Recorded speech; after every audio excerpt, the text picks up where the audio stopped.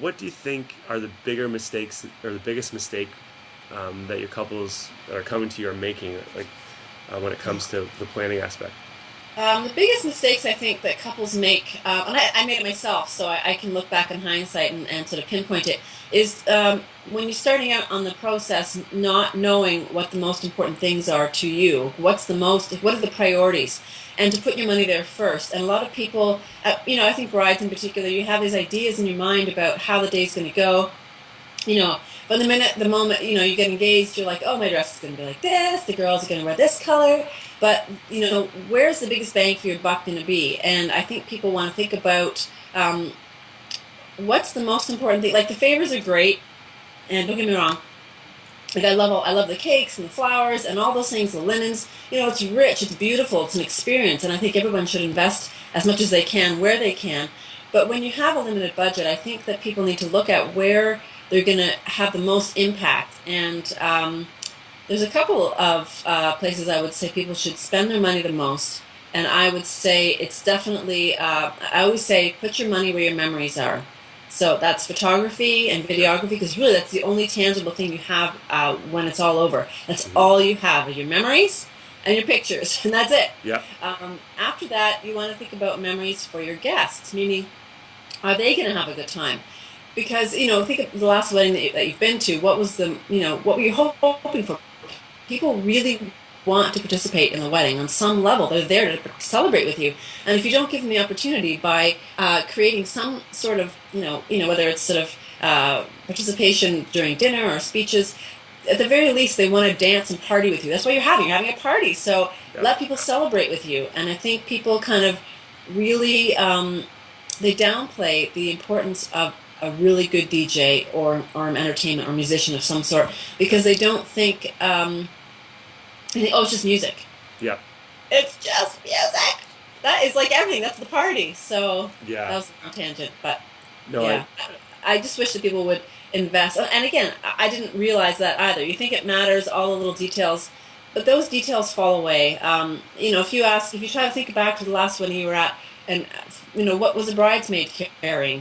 What flowers did she have? And it's like nobody remembers. And not that I no. don't love flowers. Don't florists don't get upset with me. But there are ways that there are bigger impacts that you can make, and those flowers matter when it comes to your photos. But there are ways you can make it function in a better way if you've got a tight budget to work with.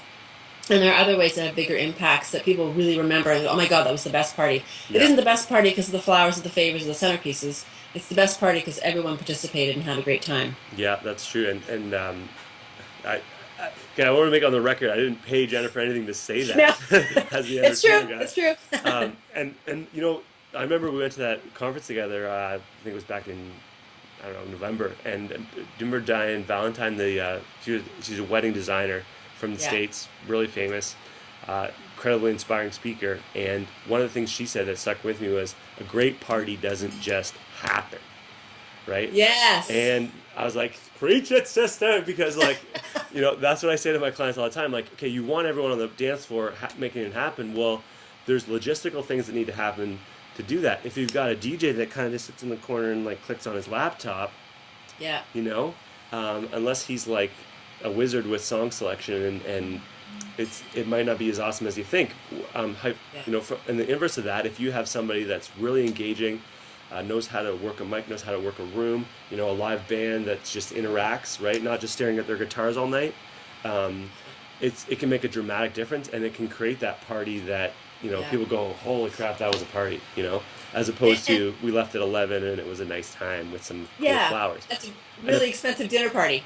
yeah, there's two, Yeah. yeah, and I'm sure we've all been to weddings that have been of the one variety and weddings that have been of the other variety, and it can be quite dramatic. And also, like, people spend like 3-4 grand on like a candy table or these like elusive poutine packages that come in at 11. Well, if everyone's gone by 11, you've just wasted 4 grand. Yeah. You know, Yes. so um, the a DJ or a band that can keep people there right till whatever the end is going to be can actually Yeah. give you another $3,000 or $4,000 of value if you think about it on that level. So Yeah. glad you This is mentioned that. Sorry to hijack your answer No, it's okay. for my own This is evil not the purposes. party where you want people leaving early. It's not your house where you're thinking, "Oh God, I got to get to bed because my kids are getting up."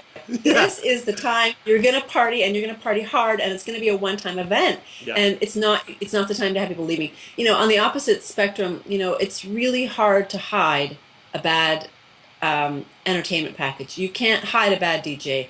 The music, the speakers are loud, the songs are cutting out, the DJ or the musician doesn't know how to engage people, and everybody's leaving. You can't hide that. No. Like, it's not like something that you can kind of, dust under the carpet. It's out there. That is it. This is the face of your party, and it's big. So yeah, I 100% agree with you, and I'm glad you made that point. It makes me look amazing as a professional entertainer, but once again, I think it is an overlooked thing.